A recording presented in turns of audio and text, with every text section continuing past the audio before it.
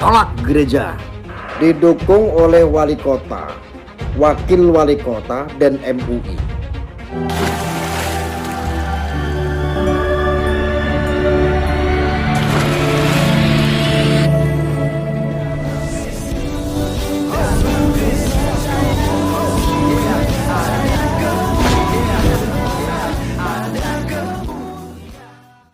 Salam teman-teman sekalian, berjumpa kembali dengan saya Arif Gule di channel TV Laskar Kristus ini. Pada kesempatan kali ini teman-teman sekalian, seperti dicuplikan di awal dan juga di judul, bahwa orang muslim itu sudah geram teman-teman sekalian. Bahkan mereka sudah tidak lagi suka ya dengan aksi-aksi demo, aksi-aksi penolakan gereja yang terus terjadi setiap tahun. Kalau Abu Janda katakan ini sudah menjadi agenda di Republik Indonesia setiap tahunnya, dari para kandrun penolak gereja yang memegang kunci sorga ya, teriak-teriak kemana-mana, takbir, Allahu Akbar, tolak gereja, bakar gereja, larang ibadah ya. Jadi teman-teman sekalian, bukan hanya orang Kristen yang geram, yang sudah mulai muak, tetapi orang-orang Islam sendiri ya, umat muslim sendiri, mereka sudah mulai muak dengan kegiatan-kegiatan semacam itu. Makanya jangan heran teman-teman sekalian, ada banyak sekali orang yang kemudian meninggalkan agama Islam dan percaya kepada Tuhan Yesus Kristus, dan akhirnya mereka mendapatkan kedamaian di dalam kekristenan. Nah teman-teman sekalian, nanti kita akan tonton salah satu cuplikan yang menarik sekali dari seorang pemuda ketika ditanyakan ya, bagaimana pendapat Anda, bagaimana kesimpulan Anda mengenai perkembangan kekristenan yang begitu pesat di Indonesia. Apa yang disampaikannya teman-teman sekalian? Kalau menurut saya, kalau seandainya orang Islam kalah daripada jumlah, artinya orang-orang Islam justru banyak sekali masuk ke agama Kristen, sementara yang keluar daripada Kristen itu hanya hitungan jari. Nah katanya yang dilakukan bukan menutup gereja, melarang ibadah Kristen, menyerang kekristenan, tapi yang harus diperbaiki adalah ajaran Islam itu sendiri, supaya ya berhati-hati kepada ustadz-ustadz yang suka menjelekan agama lain, menghina kekristenan, mengatakan bahwa Kristen kafir, Injil sudah dipalsukan, dan menghina sesembahan agama lain. Ini yang harus dijaga ya. Karena dengan adanya orang-orang semacam itu, bakal ditampilkan nanti itu ada cuplikan video atau foto Abdul Somad yang mengatakan di salib ada jin kafir teman-teman sekalian, halal darahnya dan macam-macam lah ya. Nah teman-teman sekalian, inilah yang mereka lakukan, dan teman-teman saya mengajak kita untuk menonton karena ini sangat menarik sekali ya. Jadi biarkan saja ya, jangan kita yang berperang ya, tapi biarlah mereka sendiri yang kemudian malu sendiri. Nanti sekelompok yang satu makin bengis, tetapi kelompok yang lain akan semakin malu, dan kemudian mereka nanti akan cari kebenaran ya. Itu yang akan terjadi, dan itu yang sedang terjadi saat ini ya. Jadi soal kasus di Cilegon, mari kita tetap berdoa saja supaya Tuhan buka jalan, mujizat terjadi, dan gereja akan berdiri megah di kota Cilegon ya. Itu yang akan kita tunggu. Kita tunggu tanggal main daripada Tuhan kita Yesus Kristus. Terima kasih teman-teman. Saya langsung mengajak kita untuk mendengarkan apa yang mereka sampaikan dari sekelompok orang dari pihak Muslim. Berikut ini. Jangan gini jalan kamu. Mau tembak-tembak sekarang. Jangan boleh siapa. Sekian doang deh yang mau mati tuh. Takbir. Tolak gereja. Didukung oleh wali kota, wakil wali kota, dan MUI. Hebat juga itu Cilegon. Takbir. Tolak gereja. Kelompok-kelompok intoleran inilah yang disebut kadrun. Ini orang-orang yang mabuk agama sesungguhnya. Penolakan pembangunan gereja contohnya. Apakah terus Anda itu dijamin masuk surga gitu loh? Situ kadang-kadang mikir ya, sok agamis, yang sok pintar, yang memiliki kunci surga, yang punya 72 bidadari. Ketika saudara kita seiman yang beragama Muslim mendirikan tempat ibadah di tempat saudara kita yang mayoritasnya agamanya Kristen, atau entah Hindu, atau entah itu Buddha, gantian. Keren gak? Perkara pendirian rumah ibadah di wilayah mayoritas Muslim memang selalu menjadi masalah. Kasus gereja HKBP Cilegon jelas itu menunjukkan negara memang kerap kali kalah. Jika dalam masalah izin pendirian HKBP di Cilegon ini tidak dikeluarkan oleh wali kota, maka apa yang bisa dilaksanakan oleh Kementerian Agama? Saya kira tidak ada yang bisa dilakukan. Banyak kasus-kasus di daerah yang berkaitan dengan konflik keagamaan selalu dijawab dengan negara tidak boleh kalah. Harusnya para pejabat negara di pusat bertanya, kenapa negara sering kalah?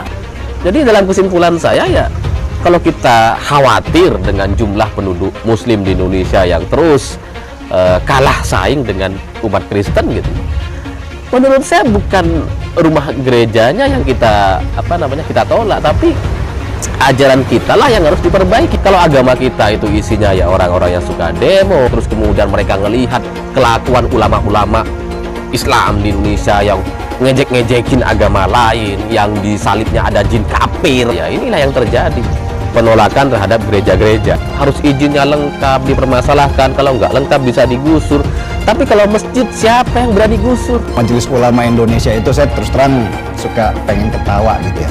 Kan ini kan bukan kejadian yang pertama, sudah beberapa kali terjadi di Indonesia. Lalu ada peran dari Majelis Ulama Indonesia.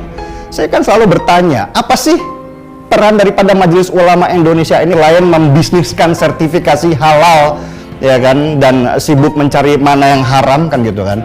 Nah, peran Majelis Ulama Indonesia dan peran Departemen Agama apa untuk supaya ini jangan terjadi hal seperti ini. Dan di sini juga harus ada reaksi dari aparat kepolisian untuk bisa mencegah orang-orang seperti itu. Tolak gereja. Ini yang perlu dibahas untuk saat ini tuh yang paling penting itu adalah yang ada di Cilegon yang saat ini lagi rame. Ini unik loh. Kelompok-kelompok intoleran inilah yang disebut kadrun. Dan ini ada MUI itu loh, ada MUI Cilegon loh. Didukung oleh wali kota, wakil wali kota, dan MUI. Sebagai pembalasan ketika ada saudara kita yang muslim mendirikan tempat ibadah di tempat saudara kita yang mayoritas agama non muslim, gantian. Keren ya? Hari ini lu sedang berlomba-lomba menjadi orang yang agamis, sehingga ketika itu bukan aliran daripada Anda, itu bukan keyakinan daripada Anda, beda keyakinan, ini menjadi sebuah perbedaan. Takbir, tolak gereja. Hebat juga itu Cilegon. Lama-lama agama ini kok kalian hakimi ya. Ini begundal-begundal agama loh orang-orang yang model-model seperti ini. Kenapa sih negara ini gak tegas terhadap manusia-manusia seperti itu? Ketika saudara kita seiman yang beragama muslim mendirikan tempat ibadah di tempat saudara kita yang mayoritasnya agamanya Kristen, atau entah Hindu, atau entah itu Buddha, giliran diperlakukan yang sama seperti dulu di Manado yang dulu sempat ramai. Sikat, gak boleh mendirikan musola, gak boleh mendirikan majelis. Wah, berbondong-bondong tuh orang yang mengatasnamakan bela Islam tuh. Wah, ini orang-orang yang mabuk agama sesungguhnya. Kenapa sih Anda itu bergerombol-gerombol gitu terus menolak bersama-sama, menolak orang ingin mendirikan tempat ibadah, penolakan pembangunan gereja contohnya. Apakah terus Anda itu dijamin masuk surga gitu loh? Saya tuh kadang-kadang mikir ya. Jadi saya ngomong kayak begini, wah harusnya nyerang Islam katanya. Ini bukan nyerang Islam, malah kelakuan-kelakuan yang seperti itulah yang mempermalukan Islam. Takbir, jangan dikasih izin gereja. Ini apa-apaan, ini dikasih dari mana, ajaran dari mana gitu. Oke teman-teman sekalian, itulah yang kita sudah dengarkan dari apa yang mereka sampaikan ya terkait tentang kasus yang ada di Cilegon, di mana orang-orang Kristen di sana teman-teman sekalian dihambat, bahkan mereka disakiti ya dengan pelarangan ibadah, tidak diberikan izin, bahkan dibuat demo dan macam-macam ya untuk menolak gereja. Ya, mereka berpikir ketika mereka menolak gereja, menolak pendirian gereja, maka kekristenan tidak akan berkembang dan firman Tuhan, Injil, tidak akan diberitakan lagi ya. Ini adalah pikiran sesat karena saat ini sudah dunia internet. Siapapun bisa berbicara di internet untuk menceritakan tentang pengalaman spiritualnya dan juga iman percayanya melalui agama yang dianutnya. Maka teman-teman sekalian, punya hak siapapun untuk memilih dan menentukan agama mana yang dia harus pilih. Jadi jangan iri ketika ada orang-orang Islam yang saat ini berbondong-bondong masuk ke agama Kristen. Karena apa? Mereka tidak mendapatkan kedamaian di agama Islam. Yang terjadi demo sana sini, Allahu Akbar, tolak gereja, Allahu Akbar, tutup peribadatan orang Kristen, Allahu Akbar, bikin demo. Dan akhirnya orang-orang tersebut yang tidak suka dengan kelompok-kelompok yang radikal itu, mereka pindah ke agama Kristen. Ya, mereka pelajari tentang Injil yang selama ini dikatakan sudah palsu. Itu karangan Paulus. Akhirnya mereka penasaran. Mereka cari tahu dulu. Kenapa sih orang-orang Kristen itu tidak pernah demo? Kenapa sih orang-orang Kristen itu tidak pernah sibuk dan tidak pernah berkelahi gitu loh. Walaupun mereka dicaci maki, ditolak gereja mereka, dibom gereja mereka, dibakar tempat ibadah mereka.